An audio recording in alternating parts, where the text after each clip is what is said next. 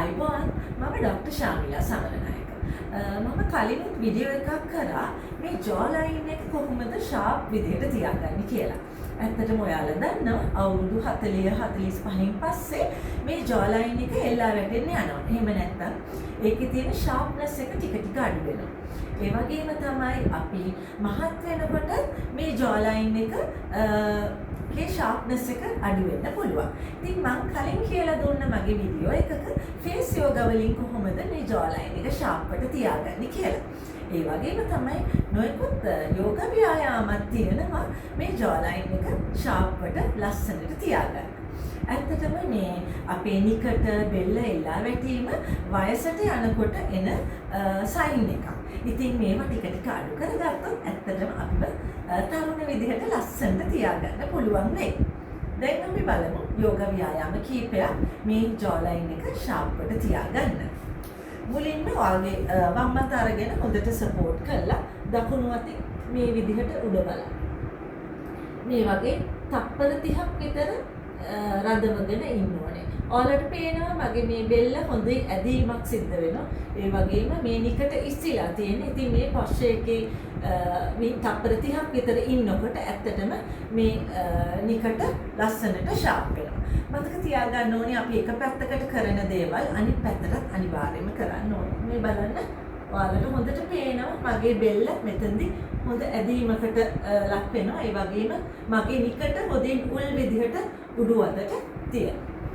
අපි බලමු ඊළඟ ව්‍යායාමය. දකුණු අත අරගෙන දණිස්ස උඩ තියලා වම් අත 90% පිටිපස්සට ගෙනියන්න. ඊට පස්සේ මම මගේ බෙල්ල හරවලා මේ පිටිපස්සේ තියෙන අත දිහා බලාගෙන ඉන්නවා. එතකොට ඔයාලට පේනවා මගේ මේ බෙල්ල ඇදීමකට ලක් වෙනවා. එතකොට අනිවාර්යයෙන්ම මේ ජෝ ලයින් එක හොඳින් ෂාප් වෙනවා.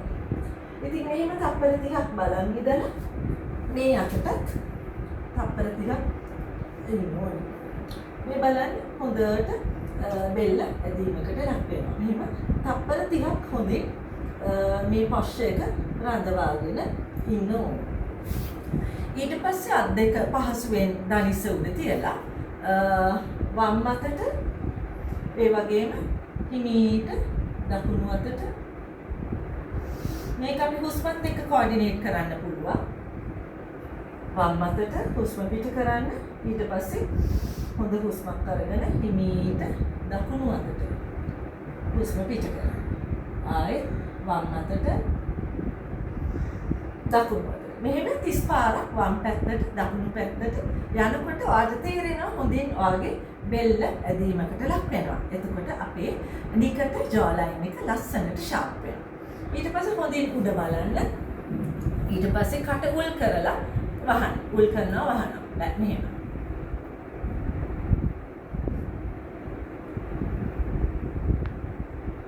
මෙහෙම 30 පාරක් කරන්න. එතකොට ඔයාලට තේරෙනවා මේ ජෝ ලයින් එක ඇත්තටම හොඳ ඇදීමකට ලක් වෙනවා.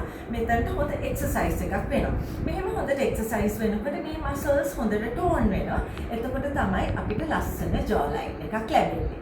දැන් අපි බලමු හිටගෙන කරන ව්‍යායාම කීපයක්. දැන් අපි බලමු හිටගෙන කරන යෝග ව්‍යායාම මොනවද කියලා අපේ මේ ජෝ ලයින් එක ෂාප් කරගන්න. මම කරන්න යන්නේ දැන් ට්‍රැන්ගියුලර් පෝස් එක. මෙහෙම නැවිලා වාගේ විලුඹ අල්ලන්න. ඒ වගේම උඩු අතට අනික් අත අරගෙන මේ වගේ හොඳට උඩ බලන්න. එතකොටත් ඔයාගේ බෙල්ල නිකට හොඳින් ඇදීමකට ලක් වෙනවා. ඉතින් මේ වගේ තප්පර 30ක් හිටියොත් අනිවාර්යයෙන්ම ඔයාගේ නිකට බෙල්ල උල් කරගන්න පුළුවන් වෙනවා. ඒ වගේම තමයි මම මේ කරන දේ අනිත් පැත්තටත් කරන්න ඕනේ. හොඳට ඉස්සිලා බලන්න ඔයාගේ උඩ අත දිහා. එතකොට ඔයාගේ නිකට ජෝ ලයින් එක හොඳට ෂාප් වෙනවා. ඒ වගේම තමයි මෙහෙම අරගෙන උල් කළා කට